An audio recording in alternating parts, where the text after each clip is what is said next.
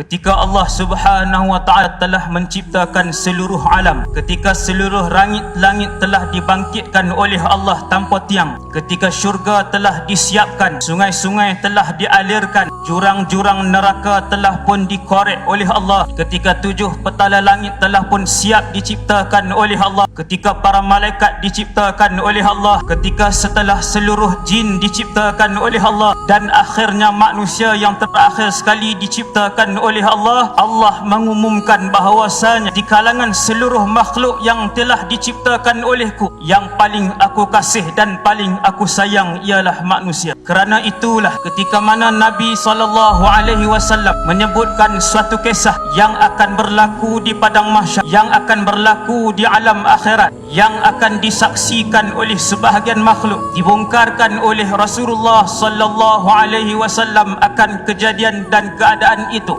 Iaitulah kata Nabi, tidakkah kalian tahu sesungguhnya aku mengetahui satu perkara, kata Rasulullah, iaitulah aku tahu lelaki terakhir yang keluar daripada neraka, dan dia adalah lelaki terakhir yang masuk ke dalam syurga. Nabi melihat lelaki ini keluar daripada neraka Jahannam, lelaki yang terakhir setelah habis dosanya. Akhirnya Allah Subhanahu wa Ta'ala mengeluarkan lelaki itu kerana di dalam lelaki itu masih berbaki sezarah iman. Kemudian dia melintasi sirat. Selesai sirat, dia sampai depan pintu syurga. Dia nampak sebatang pokok yang besar. Lalu lelaki ini pun menyebut dan memohon, ya Allah, izinkan aku untuk mendekatkan diriku kepada pohon besar itu. Boleh tak ya Allah? Izinkan permintaan aku satu je. Maka kata Allah Subhanahu wa Ta'ala, cuba tuan-tuan tengok dengan siapa lelaki ini berbicara dan berbual ketika itu. Dengan Allah Subhanahu wa Ta'ala. Walaupun dia yang terakhir masuk syurga, masih lagi dinantikan oleh Allah. Bahkan Allah sendiri yang menjemput, menanti kedatangannya untuk masuk ke dalam syurga. Allah izinkan lelaki itu, tetapi dengan syarat, kata Allah, wahai hambaku, satgi kalau aku bagi hang duduk di bawah pokok ni, bagi hang minum di bawah dengan air yang mengalir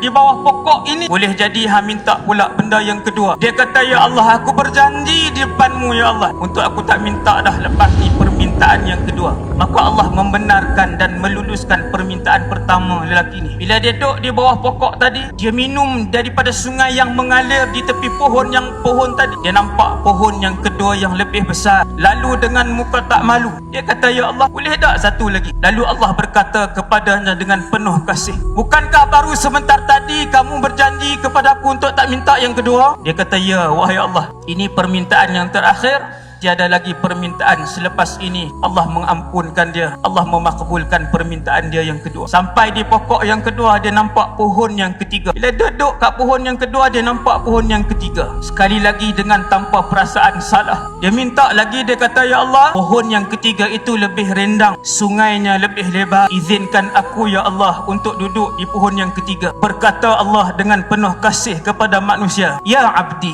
hambaku, bukankah baru sebentar tadi kamu berjanji untuk tidak meminta kepada aku dengan permintaan yang lain? Dia kata, na'am ya Rabb, aku berjanji ya Allah, kali ini yang terakhir. Apabila sampai di pohon yang ketiga yang paling hampir dengan pintu syurga, dia pergi kat pokok ketiga, dia mendengar bunyi-bunyian daripada ahli syurga, mendengar bunyi-bunyian daripada dalam syurga. Lalu dengan keadaan dengan perasaan yang tak salah, dia kata, ya Allah, masukkanlah aku ke dalam syurga ini ya Allah. Allah izinkan lelaki ini untuk permintaan yang keempat. Akhirnya dia dibenarkan oleh Allah untuk masuk ke dalam syurga. Kata Nabi SAW, Allah sengaja menukarkan keadaan di dalam syurga seakan-akan ianya penuh. Syurga itu maha luas dan takkan penuh, akan tetapi Allah nak usik lelaki ini, bergurau dengan lelaki terakhir ini. Allah buat seolah-olah syurga tu penuh. Dia masuk dalam syurga, dia keluar, dia kata, ya Allah, syurga telah pun penuh. Kata Allah, tak penuh, masuklah. Dia masuk kali yang kedua, dia tengok penuh. Dia masuk kali yang ketiga, dia nampak penuh. Akhirnya dia keluar. Ketika mana kali ketiga dia keluar, Allah Subhanahu wa Ta'ala sendiri berfirman kepada lelaki, wahai lelaki terakhir yang masuk ke dalam syurga, ingat